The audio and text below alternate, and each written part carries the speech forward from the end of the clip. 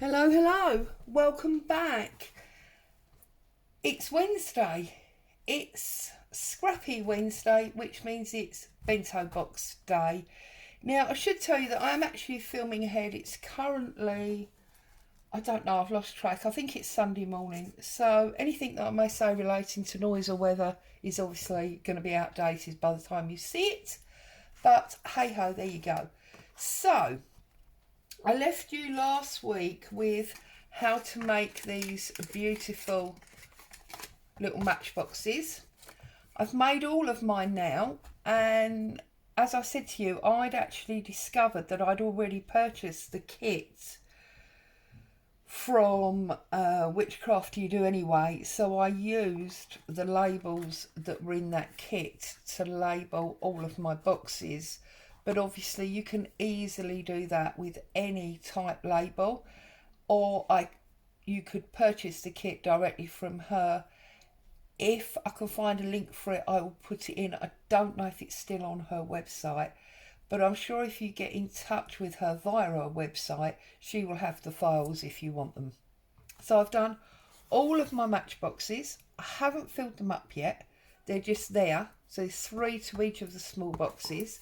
And then this larger box I've started to fill up with envelopes.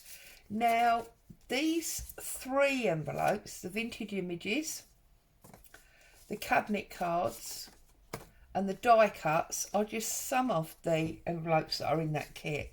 But then I also made envelopes with coffee dyed paper and my envelope punch board, and I used labels from the kits. So you can easily make your own envelopes. And obviously you can just put any labels on if you haven't got the actual kit that you would like. I mean, I've got numbers, tags, die cuts, cabinet cards and vintage images, and obviously again they're all empty at the moment, but we will fill them up. And then on this side I have got, in each of these little boxes, I've got 3 little like cotton cards, if you like, or thread cards, and I've only got 1 in this one at the moment because I've got the template and the card to make that with you. And in here I want to have 3, I can't separate them now, but anyway, 3, there are 3, yeah, I want to have 3 button cards in there, so that's what I'm going to do for that. Okay, so let's get on. Let's move this out of our way so that we can get on and make this up. So for the thread card, what I basically did was I took a piece of card that was 3.5 inches by 2 inches. I think that is the wrong piece. That's the piece that goes for there. I knew there was something not right about that sizing. Ignore me. Ignore that. So, the piece for the thread, I do apologise. I'm all over the place at the moment. There's a lot of things going on and I'm not really very with it. So this is 4 by 2. That's better. 4 by 2. And what I did was I folded it in half like so, okay, and then I only made 1 template, and basically I just put it on there and I drew it and cut it out.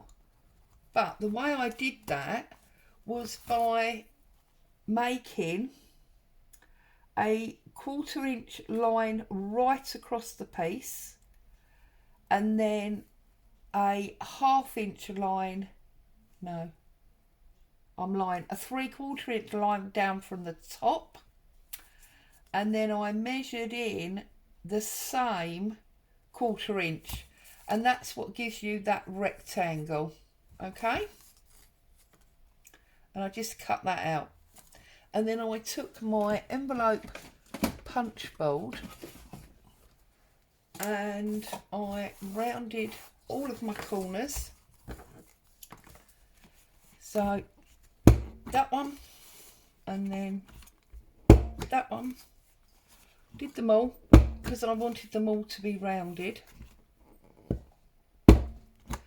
like so, and I'm going to leave that local because I'm going to want it for the button cards as well in a minute. And then I just took a hole punch and I punched a hole over that dot that had come through. Okay, I took my scissors and I cut out these two rectangles like so. Okay, on both sides, and then because this is not the strongest card in the world, obviously if you've got much thicker card that's fine, but because this one's not, I put some glue in the middle. So I just glued up one side like so, and obviously once that glue goes off that'll be really solid. And I left this one inside out so that you could see the template. If you turn it back over, I've just run my ink all the way around there. So we'll glue this one there as well. There you go. And of course when you run your thread round it, that's what it looks like. And obviously you could put a charm or anything you wanted to really on the top. I didn't go that far. And then all I did there to get it not so white was I just run my ink all the way over it.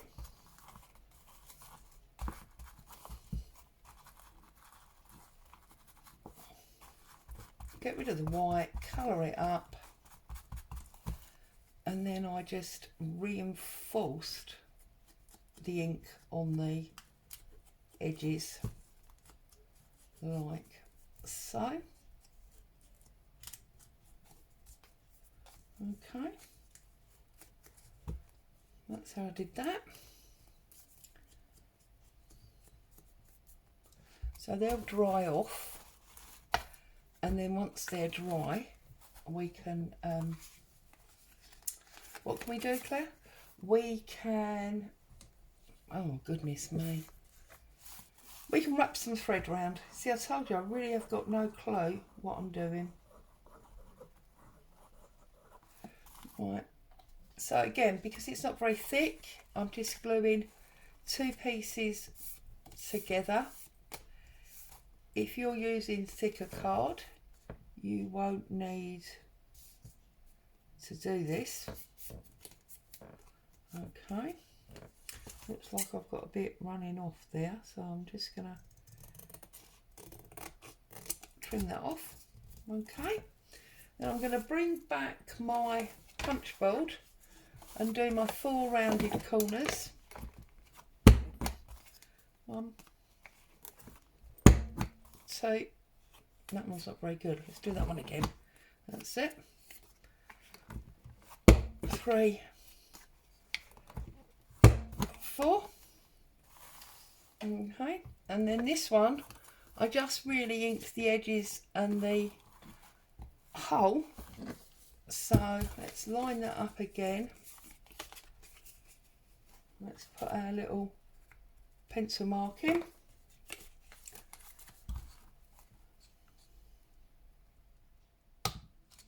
That's that one, and just run that around the edge like so.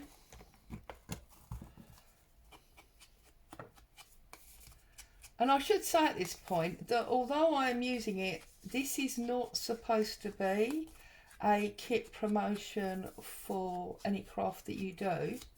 I mean, don't get me wrong, there's no reason I wouldn't promote her. She does some wonderful stuff.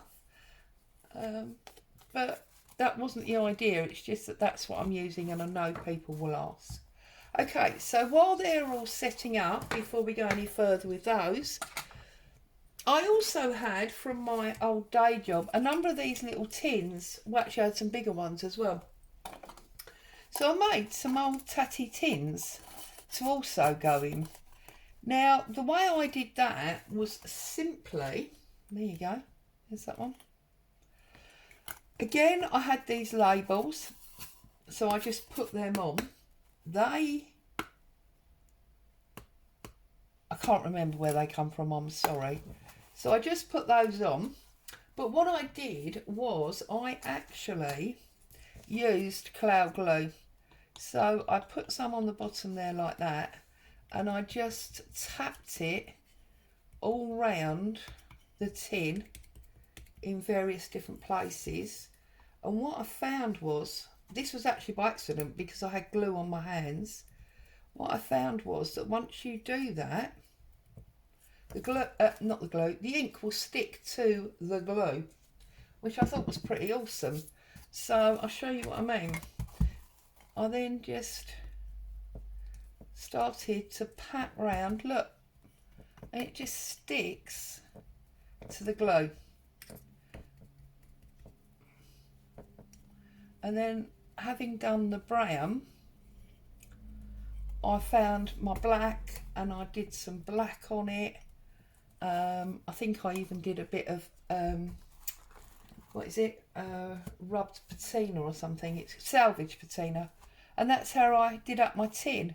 So, you know, if you've got an old lip balm tin or something, you could do something like that. Or obviously you could just paint it up with acrylic and then do this on the top. So that was how I did my tins. Okay. So let's look at filling these up, shall we? Now I seem to be running with blue. Why do I always run with blue? Who knows? Blue seems, does it not, to be my thing. So I've got a little bit of blue lace here. So let's run that round. And I'm obviously not going to put it all on. Just, well, I might actually. Who knows?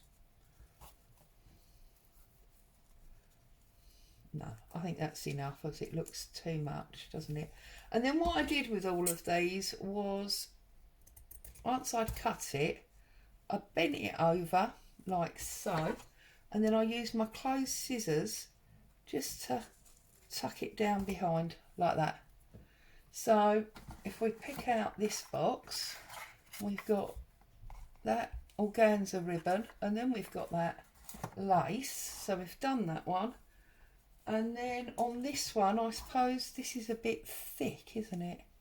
But actually, will it roll that way? It might roll that way.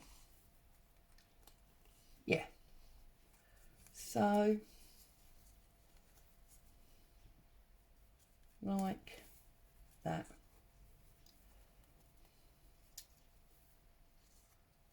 Okay, put it round there. There we go. And then I'm just going to trim it, turn it, and then with my closed scissors, just going to tuck it in there again like that. And that's my third one. So that's 3 of those. To be honest with you, if I bring it out so you can see, I mean, I've got 3 in there, but you could probably get, well, you could get 4 in there easy, maybe even 5. Look, so it's entirely up to you how many you'd want to put in there. And then obviously this is my button one. Now, how many buttons have I got to hand without having to make a big noise? Actually, do you know what? I'm saying buttons, but I've got these little blue bows. Now, they're cute, aren't they? So we could put 3 of those on there. That's awesome like that. I don't know if I've got any buttons without having a major nightmare rummage to disturb everybody. Let me have a look. Sorry, I know I'm being a pain. I should have been more organised. I did warn you before we got started. I've got some press studs. There you go. That I'm really not with it at the moment, and I do apologise for that. So what I'm going to do here is I'm going to go blob, blob, blob, like that. And then I'm just going to stick one on each blob, basically. Whoops.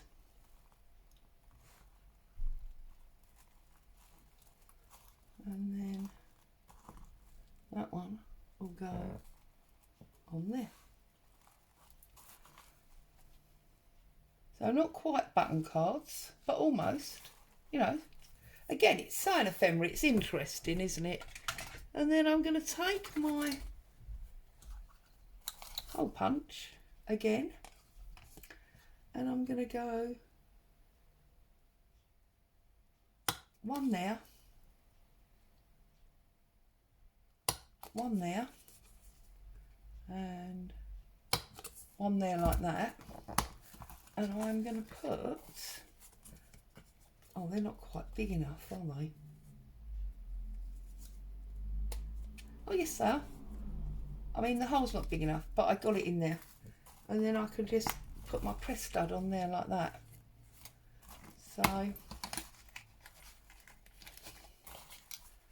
if you've got smaller press studs or a bigger hole punch, either way would work. Oh, where's my top gone? There it is.